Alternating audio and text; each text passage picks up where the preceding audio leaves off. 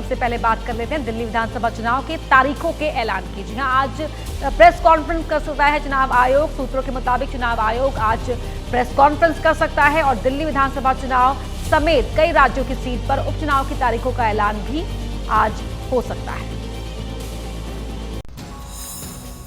दिल्ली में विधानसभा चुनाव का काउंटडाउन मतदाता सूची जारी करने के साथ शुरू हो गया। दिल्ली चुनाव आयोग ने कल फाइनल वोटर लिस्ट जारी कर दी है। इसी के साथ ये अटकलें लगने लगी हैं कि चुनाव की तारीखों का ऐलान कभी भी हो सकता है। दिल्ली में विधानसभा की कुल 70 सीटें हैं। पिछली बार 2020 में 8 फरवरी को वोटिंग हुई थी और 11 फरवरी को नतीजे आए थे। आम आदमी पार्टी ने 62 सीटें जीती थी, बीजेपी को 8 सीटें मिली थी, जबकि कांग्रेस का खाता भी नहीं खुला था। चुनाव आयोग ने वोटर्स की जो फाइनल लिस्ट जारी की है उसके मुताबिक कुल 1 करोड़ 55 लाख से ज्यादा वोटर चुनाव प्रक्रिया में हिस्सा ले सकेंगे। इसमें 83 लाख पुरुष, 71 लाख से ज्यादा महिलाएं हैं। 2 लाख वोटर्स पहली बार मतदान करेंगे। हालांकि जब 29 अक्टूबर को ड्राफ्ट इलेक्टोरल रोल जारी हुआ था तो वोटर्स की संख्या 1 करोड़ 53 लाख थी, यानी 2 महीने में 2 लाख से ज्यादा वोटर्स बढ़े हैं। इस बीच चुनाव आयोग का वोटर लिस्ट में धोखाधड़ी पर एक्शन भी जारी है। चुनाव आयोग ने भी बताया कि अभी तक 24 लोगों के खिलाफ एफआईआर दर्ज की गई है, जो फर्जी दस्तावेजों के आधार पर वोटर कार्ड बनवाने की कोशिश कर रहे थे।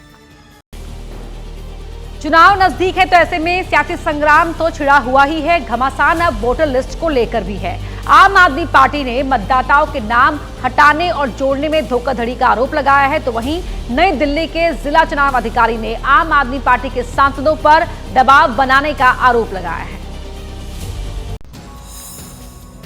दिल्ली में वोटर लिस्ट को लेकर जारी विवाद थमने का नाम नहीं ले रहा है। ये मामला तब और गंभीर हो गया जब नई दिल्ली के जिला चुनाव अधिकारी का दिल्ली के मुख्य चुनाव अधिकारी को लिखा पत्र सामने आया, जिसमें उन्होंने कहा कि वोटर लिस्ट से नाम हटाने के लिए जितने आवेदन आए हैं उनकी जानकारी देने के लिए कुछ राजनीतिक दल दबाव बना रहे हैं।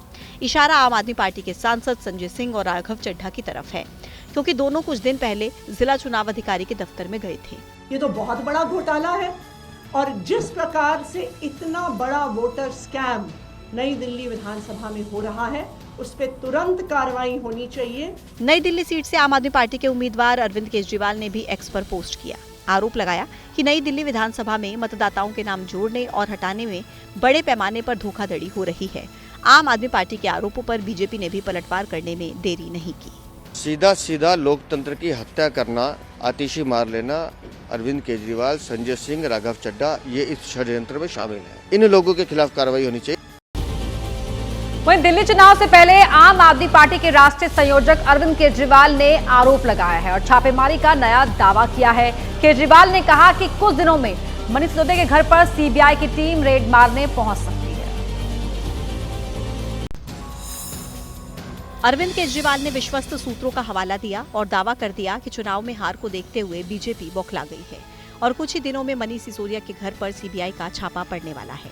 अरविंद केजरीवाल ने अपने इस पोस्ट में कहा कि चाहे जितनी भी छापेमारी कर ली जाए, न अभी तक कुछ मिला है और न आगे कुछ मिलेगा, क्योंकि आम आदमी पार्टी एक कट्टर ईमानदार पार्टी है। भारतीय जनता पार्टी का आप ट्रैक रिकॉर्ड देखें तो जहां जहां चुनाव हुए, अपोजिशन पार्टी से जुड़े हुए नेताओं के यहाँ छापेमारियां हुई हैं।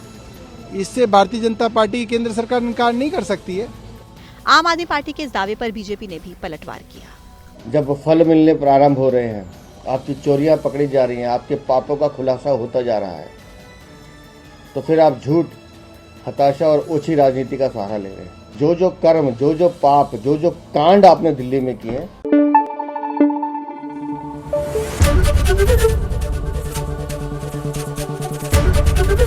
एबीपी न्यूज आपको रखे आगे।